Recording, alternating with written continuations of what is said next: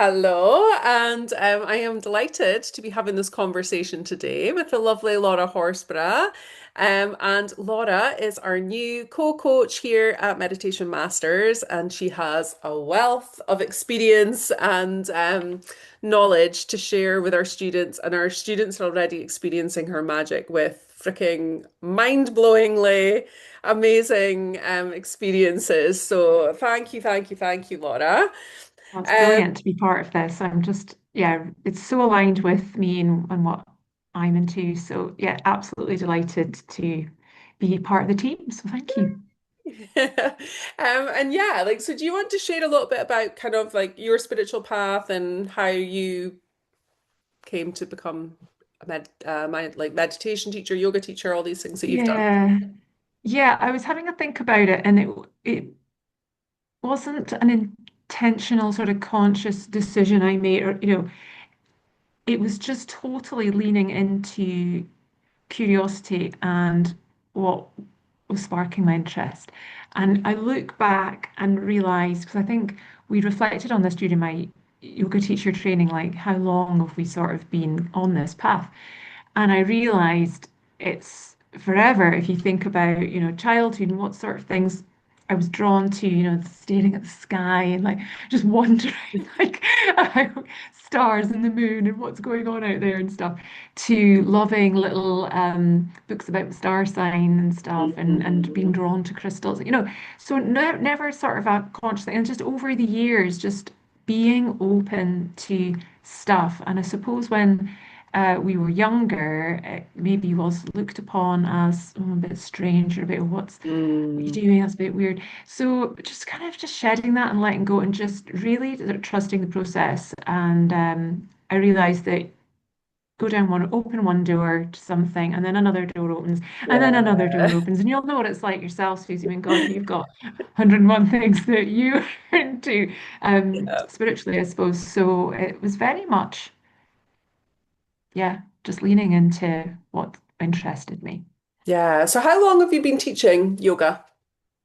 I worked it out. I'm in my ninth year because I Mm. started with friends in my house when I was doing my diploma training.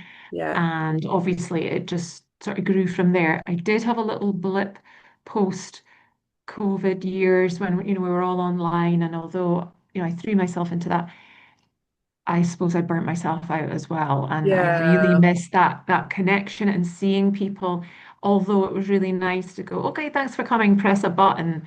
And then it's just, poof, you're kind of empty. Mm. And I really just sort of missed the chat and the energy, Yeah. all these kind of things, and start questioning, oh, can I teach? Am I any good? All the usual nonsense, the chat that we have in our heads, Mhm. and had to take a step back, and get back into, like I said, leaning into things that interest me. What's going on? Why am I thinking in these ways? And that was very much where the coaching Yeah. start of my journey came in, really. I got coaching myself and then realized, oh wow, this is fantastic. What a lovely add-on to my existing skills. So Mm. yeah, it's flown by really, but feel like it's a learning journey, Yeah, yeah. I all the think that's time. one thing I'd say that we both have in common. We both come from kind of corporate style backgrounds, Hmm. and Yeah. then, yeah, have fallen in love with these tools and techniques, and are both avid learners. Like, just love learning. And yeah, you've got so many different modalities that you can kind of use intuitively, and that's Mhm. what I tend to do as well, which I think our Yeah. students really benefit from, that blend of all the modalities that we have, plus our background in corporate, plus being mums, plus, all the things. Yeah. Yeah, definitely. Because it's when you're in well, let's say proper job. Not that this isn't, but you know what I mean, the very conventional Yeah. workspace, I suppose. Um, a lot of us are in that space feeling disconnected and feeling like, oh, this isn't fulfilling. And it can feel like such a stretch to pack that in and change direction and pivot and all the rest of it. So I know that your community has a whole host of people who are happily working in a career that they love. Also, people who are thinking, "Oh, is this really for me? Where am I going?" And there's space for everyone, right? So we come Yeah, into it from all angles. definitely, definitely. And when you first, started your meditation practice, was that through the yoga, or had you done that before your yoga teacher training? I think it was through my Reiki training actually, which kind of started. I think that was just before my yoga, yeah. Um, and that was just beautiful. So my meditation practice was that sort of self-healing Hmm. and being in that energy, being in that space. And over time, I've realized that it can look like anything as well, because I know there is that perception that meditation is sitting with your legs crossed in silence. And Yeah, Susie knows that's not all yeah. it is as well. So I personally don't have a sort of regimented routine. This works for lots of people. Me, not so much. And I've had to learn to be okay with that and not judge myself for, oh, Yeah, I haven't sat down and tuned in today. And it comes in different spaces, different times. I'm just really trusting that flow. So I could be outside with my dog in the garden and walking, or just sort of walking yeah. in the garden, just feeling like this is really good for me right now. Um, oh, to just doing anything really, and just the checking in and just feeling like I'm completely engrossed in something maybe can be like a meditative experience. So Absolutely. I'm not sure mine looks too conventional, to be Yeah. honest. Yeah, no, and You I would know? say actually a big part of my role is giving people permission for that. Yeah, Educating people that actually it doesn't have to look like you wake it before dawn, you sit, as you said, cross-legged in silence, connecting with source, all of those things. There's so many different ways to meditate and to bring meditation and mindfulness into your life or spirituality into your life. And as you say, it's that yeah, permission piece of actually it's okay. It's okay that my practice looks a bit different. It's okay that I change it seasonally. It's okay that one week I'm doing this and next week I'm doing that. Um, yeah, and you'll get to know yourself and what works for you as an individual. Like I think that's why the embodiment piece of all our trainings is so important because I really encourage students to try all different types and styles of meditation, even ones they don't like, just so they yeah. can have that experience Yeah, of because you learn something about yourself there as well. Like, what's the resistance here about? What's yeah, that trying to tell me? What's going on? So lean yeah, into that because there's like clues, isn't there? Why?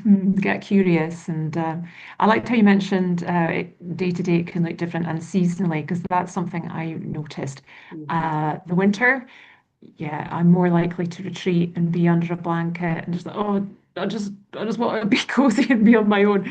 And it's this time of year, here we are doing this, having this chat now because that energy's rising. I just feel like, yeah, yeah, I just want to longer nights and daylight hours, just want to be doing more expansive, fun things. The energy's there, but yeah, other times, not so much. yeah, And yeah, being okay with that, and like, yeah, I recognize that I'm in my sort of season of wintering, or I'm in my season of growth and wanting to share and be sociable. And yeah. yeah, Amazing. I think we've been taught to be switched on at all times, haven't we? Yeah, In we a were doing discussing that mode. actually today on our teacher training call, that exact thing that we can't, we're all in, even though it's summer, it may not be your summer. Yeah, Maybe yeah, you've been all go all winter and so this is actually your time to slow it down and to rest and honor and really lean into that. And I think that's what your meditation and mindfulness practice gives you, that understanding of self that you can tune in and be like, oh. Actually, I just need stillness. I don't need to be putting myself out there right now. yeah. Absolutely. I know it's a very personal thing, isn't Yeah, it? And absolutely. the more we learn about ourselves and what works for us, then better, really, because it's just a journey, isn't it, of Yeah, continuous. self-discovery and Yeah. mm, Yeah. So What made you decide that you wanted to? Because you reached out to me and I was I so did. delighted to get your message. It was such divine timing, that you felt guided to teach for Meditation Masters. Yeah, I had seen what you had created, and it was very much aligned with what I wanted to be doing as well. And thought, well, Susie's already doing it. Why don't recreate the wheel, Laura? Why don't you just reach out? You're already friends. So it made sense to just find out a little bit more. And then you showed me, you talked through the stuff you were doing, and I was so impressed with the depth that Mm. you'd gone into. It was very me Yeah. because like we're not interested in surface level here, No. folks. It's let's go deep, and Yeah. you covered so much, and I was just really impressed. So I basically offered my services, didn't I? Like, Hmm. I loved my breath work. I love that whole somatic work as well, going into the body. And here I am. Here's what I can do. Is there room for me to join you? So I was just thrilled that gave me that opportunity. So thank you. No, thank you. Thank you. And as you mentioned there, Laura is currently taking our one-to-one and our group 10-hour students. She'll be covering all the breathwork practices with you. She's on hand as well with, along myself to answer any questions. And then the same with our 100-hour teacher training. And then also coming in to support them with work around identity, imposter syndrome, things like that are coming up. Laura's really great at supporting that belief shifting and subconscious work and that that inner peace that prevents you from fully stepping into what you came here to do. Uh, Yeah, I think we've all been there, right? We've all got work to do in this area. Like I mentioned earlier, to feel like, oh, the not good enough starts to creep in again. And mhm. so it's just recognizing these feelings. It's like we don't have to be stuck there. We can do something about it. Yeah, absolutely, absolutely. So I'm really excited to see where this journey takes us. And Same, as I say, same. the students are already feeding back to me after their sessions the freaking amazing So transformative changes that are taking place. So yeah, I am so grateful for you and. But yeah, just building this community together as well and building that out is something I'm massively passionate about. You mentioned missing that in COVID, but that sense of connection and that's something that I'm conscious that I am building out for our students and yeah. post graduation they still have these points that are part of the program that are free that they can join in and Yeah, I things love that like that was another thing you did talking about, another reason for being drawn to this work is that you are so good at building community. You're brilliant at showing up on socials and things. I'm not so good at that. But you're great at that, and that just helps build that trust with your clients and things. And yeah, just always having the doors open for people to come back and it's not like you do a course with meditation masters and you're done. Susie's got these opportunities to keep the journey going and create a supportive community so everyone's there for one another. So that's a real draw as well. Yeah, amazing. Well, thank you for your time today. I will look forward to us connecting a bit more in the future. And yeah, for our students to get to know you more deeply too. Brilliant. Thank you. Bye.